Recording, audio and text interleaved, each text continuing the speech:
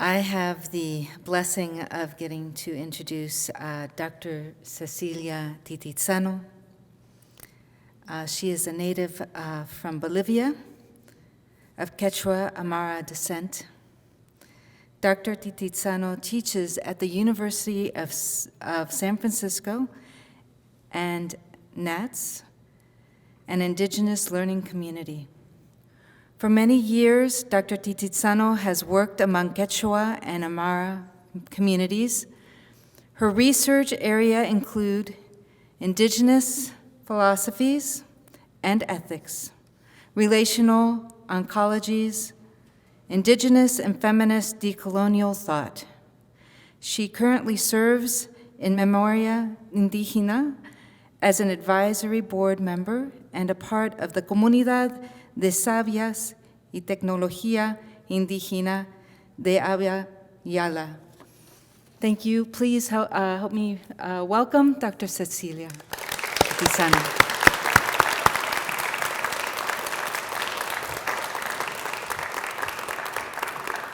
Thank you all. It's a pleasure to be here today. Let's see.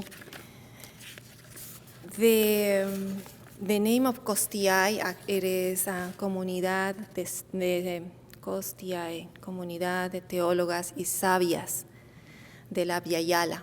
And Abya Yala is a Kuna word. It's a Kuna word that means the earth as a mother and plenitude. And throughout the continent, it's been taken as a word to refer to these lands, understanding that the concept of America is something that began with colonialism.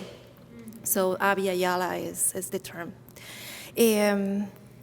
Normally, in Bolivia, where I'm originally from, when we start a conversation, we always do it with a quintu. What is a quintu? A quintu is when we bring the coca leaves. They are sacred, sacred plant, a grandmother, very powerful plant, and we bring it as a way to open the space and give thanks. Why? Because this grandmother, she helps us communicate. She opens the spaces, the channels, so we can have a dialogue with open hearts. So we cannot start a conversation without bringing something. And given that I do not have a coca leaf, because it's very difficult to bring coca leaves to the US, then I'm going to ask you if we can start this conversation this evening by offering our hearts and opening our hearts so we can engage in this dialogue, not only among ourselves, with the Creator, and with all the beings that are there as part of this cosmic community that we call Mother Earth, or in Quechua and Aymara call it Pacha. Pacha. So, since I've written my presentation, I'm going to start reading there and see how this goes. As I mentioned to you, I am from Bolivia, and it is called Collasuyu during the time of the Confederacy of Inca. And you might say, well, Confederacy of the Inca Confederacy wasn't an Inca empire. No, it was a confederacy of 4 different regions. The area that is called now Bolivia, it was the Collasuyu. So I am a Colla because I come from that area. It is a wonderful opportunity to talk about gratitude. And I want to invite you that as we start this conversation to do it in a way that we call it in Latino America sentipensando, to feeling thinking. In a way, we move down from the brain, we come back to the heart, and we stay in our bellies. And it's all of us within that state that we sentipensamos together. And if once we start sentipensando a culture of reciprocity, there are so many things that open. So when I received this invitation to be here with you tonight, I was very, very grateful and excited because we need this kind of conversation. And especially because of the connection with the book for Robin Kimmerer books called Braiding Sweetgrass, a beautiful, beautiful book. I would say it is a must-read book. If you haven't read it yet, please do. It is going to warm your heart, and it's going to open your mind. And in that book, when she presents us gratitude, as I was thinking, how do we talk, in the way she was talking about her relationship with love, with what we'll call Mama Pacha or Pachamama. Perhaps you're more familiar with Pachamama. But I would say that the best term will be Mama Pacha. Why? Because Mama Pacha is the creator, is the mother of everything that exists. And in its more concentrated form, in more tangible form, becomes Mother Earth. So, Mama Pacha. And she reminds us that we are all connected to Mama Pacha and to all the rest of her children. We are talking about an earthly community full of beings, conversing with one another, reciprocating the wonderful gifts of food, colors, smell, nutrients, textures, and so forth. Unfortunately, for centuries, Christianity has denied and decried indigenous spiritualities, cosmologies, and ethics as primitive, if not even pagan. Yet I am convinced that if we are not able to hear the wisdom that they bring, we are going to fail in the possibility to learn about the beauty and the multiple forms of the Creator that is unfoundable. So it's mysterious and it's beautiful. And by doing so, by listening and learning more about the wisdom of thousands of years of engaging with the land and with the spirit, then we are going to enrich the tradition in a way that we haven't even thought so, because the categories will be very different. So tonight, what I'm going to do, I'm going to address 3 topics. The first one is gratitude as reciprocity within the Indian context. The second point is going to be talking about a cosmic community of sentient beings, practicing reciprocal relationships, also known as Aini, reciprocity. And third, I'm going to explore the theological underpinnings of weaving indigenous metaphysics with Christian theologies under the banner of Indigenous Theologies. What is my goal? My goal is to weave a theological tapestry using ancient and many times burned threads with new threads to portray a creation as a cosmic community full of beings, all created equally. This cosmic community includes humans who share the same value as any other created being in this universe. So let me start. So gratitude as reciprocity. When I was thinking about this, it reminded me of a conversation that I had with a teacher of mine. And I remember one time he said to me, well, you know, right, that there is no word in Quechua nor Aymara for thank you. And I looked at him and I thought, what? And immediately I thought, what do you mean? I mean, of course we have words. What about Añay in Quechua? Or Pachi in Aymara? Well, he looked at me with an expression in his face as someone who has heard that before. For many students that we full of Western education. And he smiled, and he says, well, it's true that these days in Quechua, you can say añay to give thanks. But añay means much more than thanks. It connotes a sense of awe, of admiration, the recognition of something, that something has happened. So the term anyachai means to give praise, blessings, to give thanksgiving for a gift received. But does not stay there. So to give thanks is also connected to the term alichai. And when it means alichai, it means to repair, to amend, to give thanks, to reconcile, to agree. So when we bring all these concepts together, these words together, then gratitude is not only a feeling, it's a profound sense of awe in front of a beautiful occurrence, very aesthetically speaking here. But it's also an act, a verb that requires the person to reciprocate what was offered to them in the first place. So reciprocity becomes, in the term of Aini, is that before you receive, you give, right? And before you receive, you give, then it makes sense that my teacher said that there wasn't a way to say thank you. I keep learning, I keep learning. It is within this context that Kimmer's dream, I remember, this is part of the book, when she was telling us this dream that she had, because she had visited the Andes. What about that? She visited the Andes, and in this dream, she was back at this special place that is a mercado. It's a marketplace. In Quechua, we call it katu.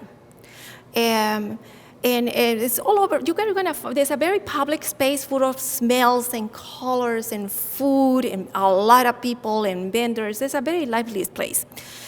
So in her dream, she's going back to this place, and then she says, when I woke up around in bewilderment. This way was the familiar market, and yet everything had changed. No shopper was paying. Gratitude was the only currency accepted here. It was all a gift. The merchants were just intermediaries passing on gifts from the earth.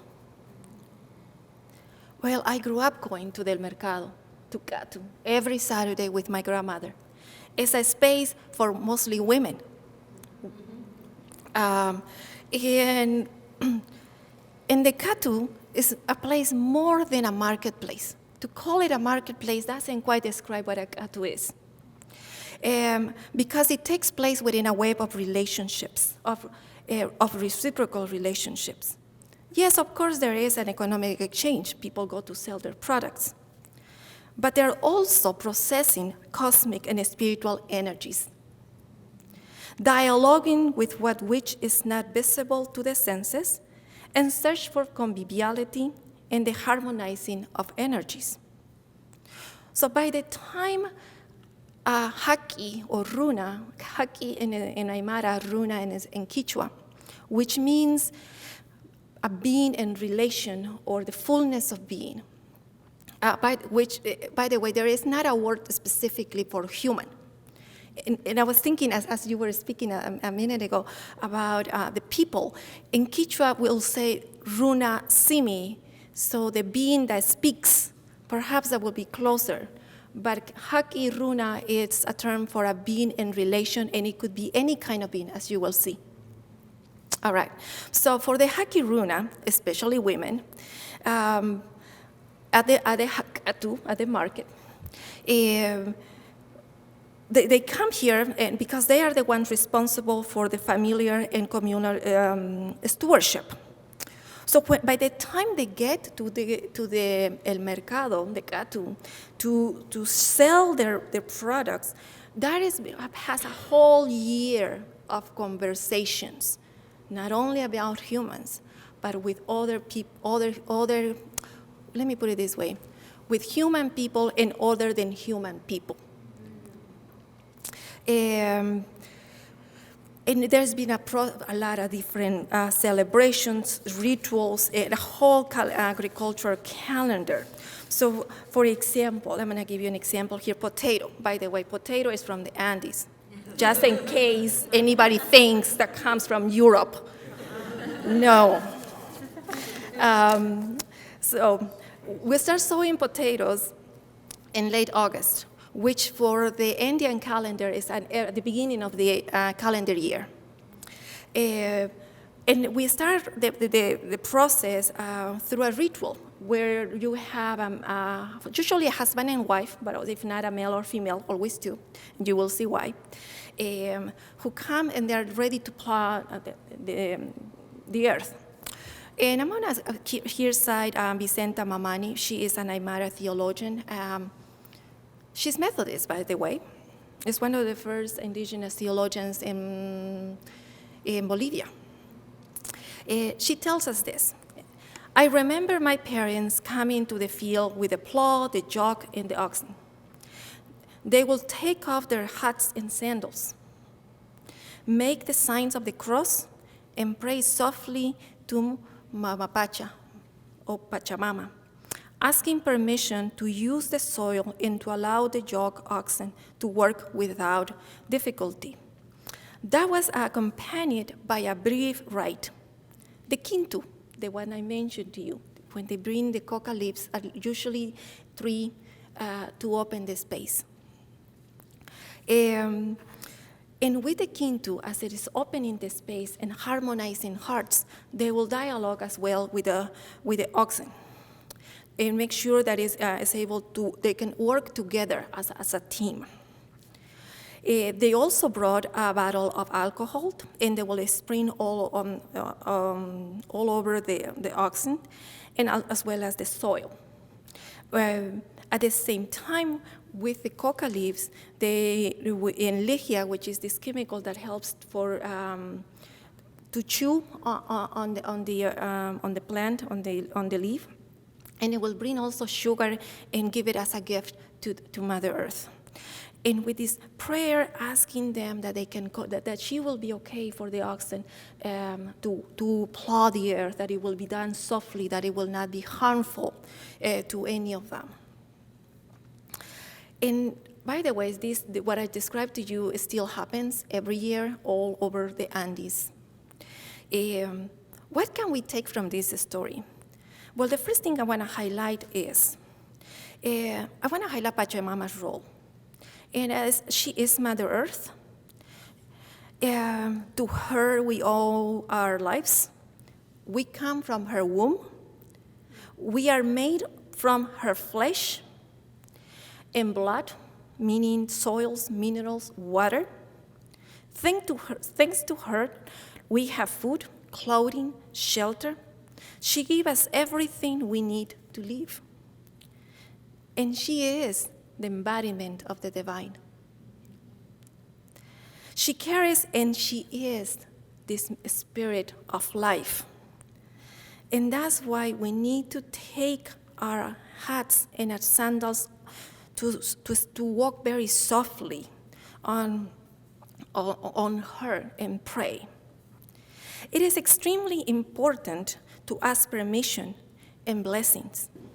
Now, I am aware that the practice, the ones I'm just sharing with you, might be interpreted as superstitious or worse, as pagan. I will address this point later in the talk. For now, let me go back to the story. So the other point I want to bring is the honoring in the conversation between beings that we have here. You can see the Hakirunas talking to other Hakirunas, being Mother Earth, being the oxen present. And also the conversation with grandmother with the coca leaf. This powerful grandmother that opens the channels and helps us harmonize energies. She is treated with the utmost respect. And finally, I want to point to the gifts that we bring and the love and the respect that with which we offer, always with a humble heart, because we need to recognize that we are one of the latest children on this planet. I think we have forgotten our place, right? In Spanish, we'll call it desubicados. We don't know our place. So as you can see, the Haki Runa is always dialoguing, giving, and receiving for what she needs to be alive, to be full aware that we are just one member of this family. And it's part of our job to ask permission to give back and support the way of life. Why is that? Because we are called to practice summa camania or summa causai, perhaps you have heard those terms. Summa camania in Aymara and summa causai in Quechua, which means the sweet living, the beautiful living, the good living, which is not the best, it's not the same thing as to say the better life. That's not what we're talking about here. So when we recognize ourselves as communal beings that nourish life, and we also that we nourish life, and we also are being nourished by life itself. Is la co-crianza. Crianza in Spanish means that this nurturing that takes place.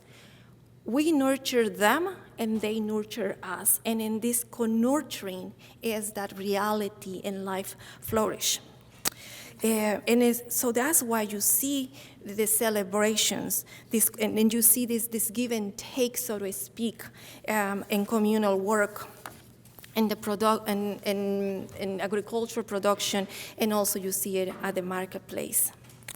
And if we are going back to the image of the katuk here, it's interesting to also notice how every day you begin by thanking and appreciating the sun, the grandma moon, and so forth, and saluting God as well, of course. The other aspect that I want to just bring to your attention is that these products that you think that you think we are selling, those products also have life, have a spirit. Therefore, they don't belong to the person who is selling them. That's why, again, Kimmer's understanding of the gift of just passing. We're just offering, we are redistributing something in which we took part, but it does not belong to us. See, that's what happens when I get excited. I forgot what I was. Let's see here. All right, so I think I made my point. I'm going to move to my second one. So what I've been describing to you are reciprocal relationships. And these reciprocal relationships I call Aini. Aini is one of the fundamental ethical principles in the Andes. In a minute, you're going to understand how fundamental that is. It is a system of mutual collaboration, of reciprocal ties between the human community and between other than human people.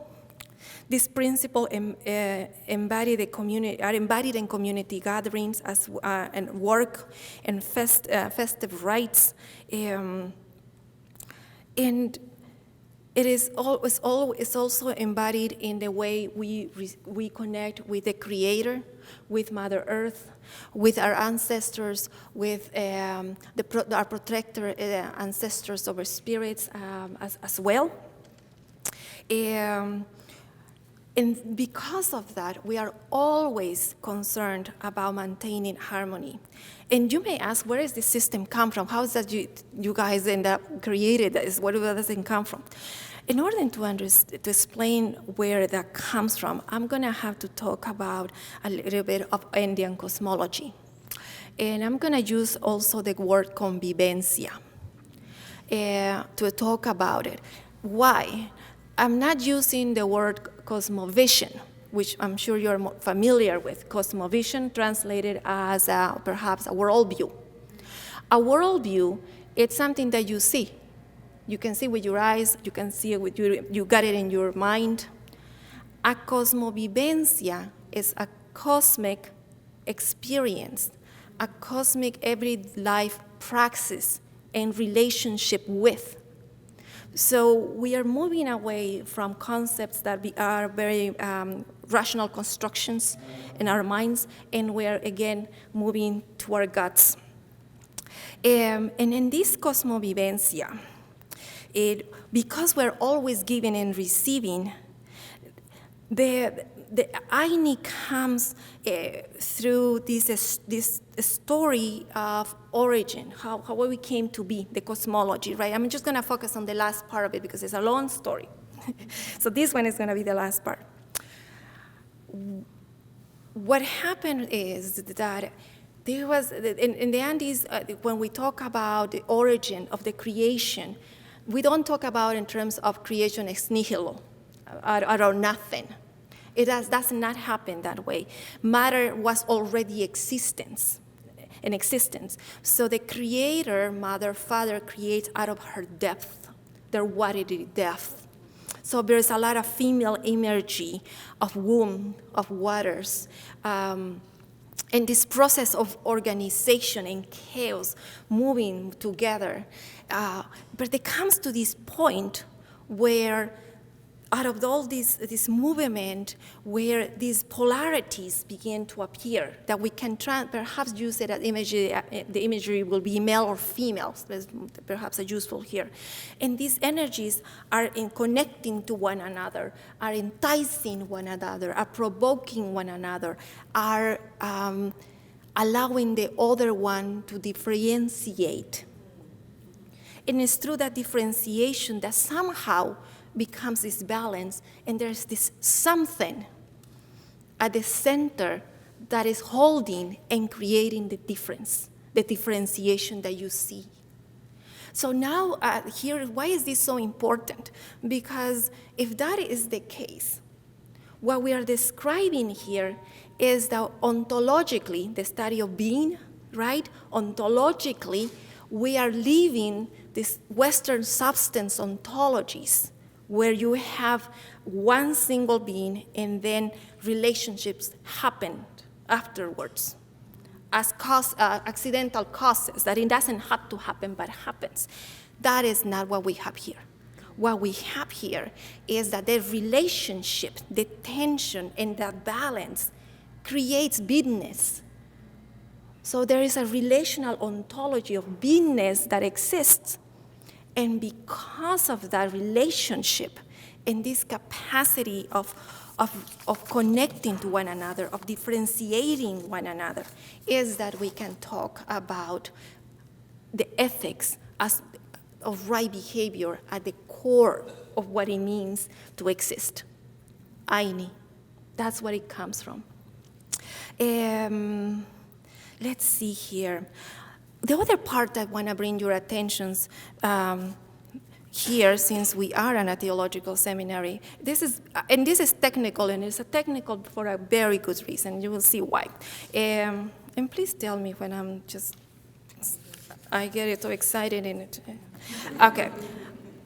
When I talk about this primordial couple, so to speak, that are two, and yet they're more than two, and yet they're not quite two. Yeah, all that thing playing here. I'm not talking about different gods or goddesses, because they're not different beings. So again, different ontology. And because they are not different beings, what I'm focusing on the function of this being, this deity. It's not a matter of nature, it's a matter of function. Because they are one, they are two. Sometimes perhaps it seems that they are three, but they are not two different beings, because it is the relationship that constitutes them, if that makes sense. So function here is extremely important. Why? Because if we say there are three, immediately, especially when we are engaging theologically, as I am tonight with you, they're going to say, oh, excuse me, God is one. and you are introducing, now you're talking about 3, or you're talking about 2 couples, well, that was primitive. Now we evolve, and now we have one Trino God. Well, isn't that the Trinity? That is 1, but it's 2, and it's 3, and who knows about the Holy Spirit, because nobody can talk about it. Right? Now, what happens here is even more fascinating. And because they are creating out of the depths, then creation emerges and as the embodiment of the divinity. So we too become this dual, what you are going to find in the Andes called the dual complementarity. Where does this come from? Because one single person doesn't quite exist. You need to have at least somebody else in that relation to begin to call. Even the term yo, like I, does not exist. The closest will be naya, which means nothing. So you always need somebody else to relate. And that when you get to 3, then you're in a better terms. So when we talk about cosmologically, because of this duality that you have here, and then unfolding into creation, then creation reflects this. And we find the dual complementarity of male, female, day, night, what else? I don't know, sun, moon, and so forth, because you always need at least 2 for the relationship. And within that, this dual complementarity, in Quechua, we talk about yanantin. Yanantin is precisely, the yana is the dark, a sense of self emptying in order to reciprocate, to relate to this other one. So the yanantin is that one with by themselves, nobody that is in relationship with. So perhaps if you come across terms such as chachawarmi, meaning chacha male, warmi female, it's in the human world will be the male, the female, together in relationship. Talking about challenging gender constructions, right? So that's why I said when creation emerged out of this, and it's the reflection, and it's even the incarnation of the divine. I'm talking about, I think a good term for that will be panentheism, right? Existence, everything that exists in God. And giving the space as well for a transcendence there. Now, that is debated, and I think this is a fair and a square debate. Is this the level of transcendence that now we find in the Andes because of 500 years of conversations and imposition of Christianity? Perhaps it wasn't that much before, and we did have something much closer. I cannot know. I don't know anybody who can tell you, look and trade in the day and say, well, I can assure you that that's what it is. Perhaps. But we are complex people. We have the rights to have different opinions too in philosophical discussions, you know. So let's see here.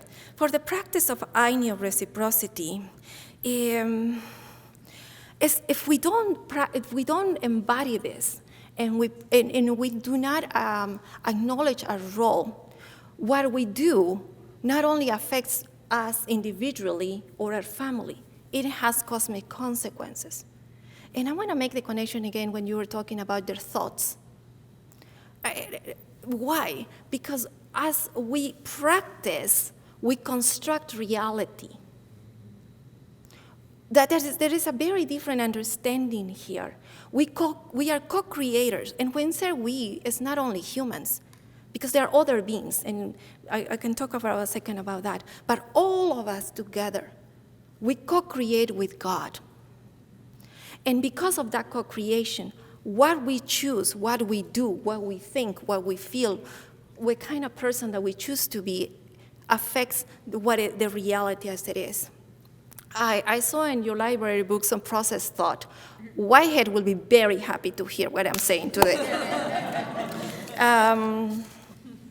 So, and because there is this understood as the embodiment of the incarnation, if I'm allowed to use that term, an incarnation of the divine and creation, can you see how precious creation is? It's not the same to say, well, go to the woods and trying to encounter God, and or perhaps the grace of God, which in Catholic theology is, by the way, I'm Catholic, is the grace, so it's the grace of God, is the Holy Spirit. Still, there is a lot of difference, especially because we say, we are the image of God. Guess what? I'm also the image of Mama Pacha. So therefore, because the Spirit is in her, and the life force is moving with her, and she creates life, therefore, the Spirit being all around, then there are other beings that have a spirit too. And we are all the images of God. Amen. And if we say that is the case, then when we dialogue, we are not superstitious, backwards, primitive people. We do not have reason, nor we have science. What we are describing to you is a complete different ontology. And therefore, the earth beings, that's how Marisol de la Cadena translates earth beings, tiracunas, earth beings, which is very similar to a term that Kimmer uses, but I can't remember the term. Those earth beings are just other beings like you and me. They are not spirits. See, the concept of spirit and animism, it has been disastrous. Somebody has invented that, and now we are animists. Perhaps some are. But what I can tell you is that it's not animism, because you are not saying that they are different spirits. What you have is one spirit, one energy, one something that is there who gives life, supports life, and gives awareness. So they are human, and they are other than human people, and we need to converse with these people if we want to live in reciprocal relationships in this planet. Given what I said, then the question is, how do we engage in these conversations theologically? How are we going to do this? The first thing we need to be I think we need to be honest, and it's that there is a lot of fear around it, from different groups for different reasons. And it requires an epistemological disobedience. Yes, maleducadas.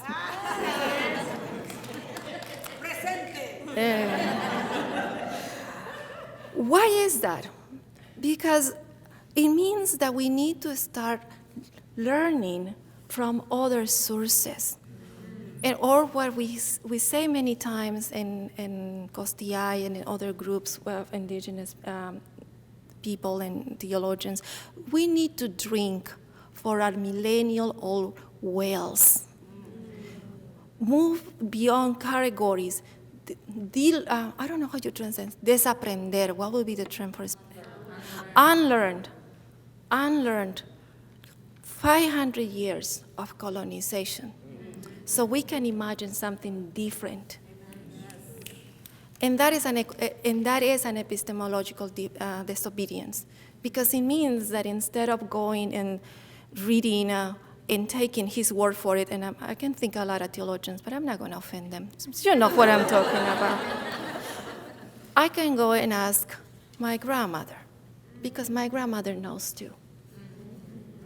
I can go and ask the spiritual healers of my Comunidad, because she knows too. And think, what categories do they bring? That by doing this, I'm talking about two things. I'm talking about interculturality, and I'm talking decoloniality. Now, we love the word decolonial. Oh my God, how do we love it? Before, nobody wanted to touch it, but now it's cool. But what that means, if you bring it together with interculturality, is that our love relationship with inculturation needs to be put in the back burner. We need to put it aside, not because I have anything against mission. That's not what I'm talking about.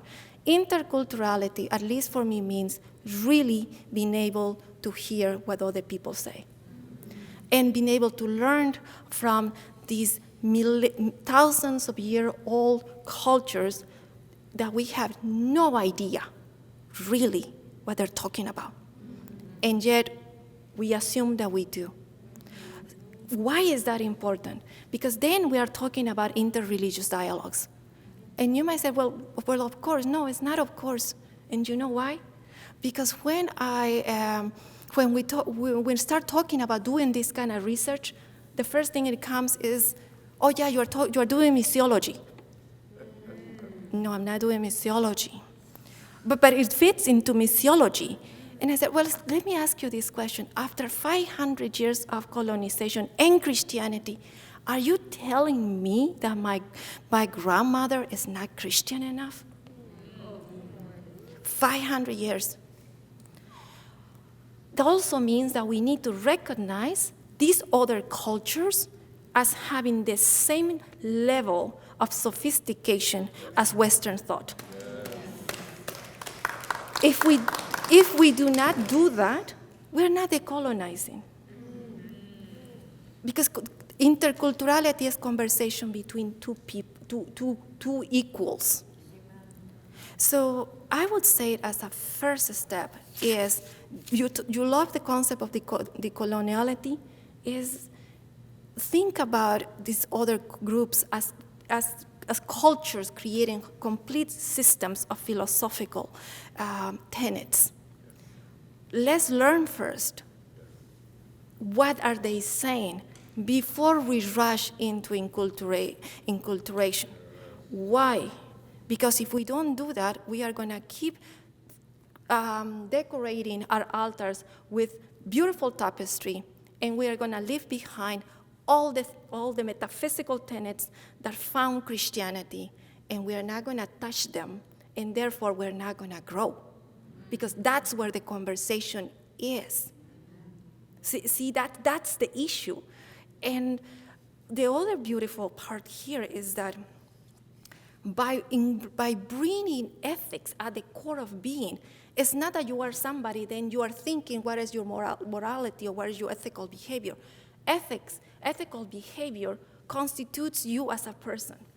And if we are not engaging in ethical behavior, not only with other humans or with all other beings, then that's where we ended up with problems. So there, I'm going to leave it there.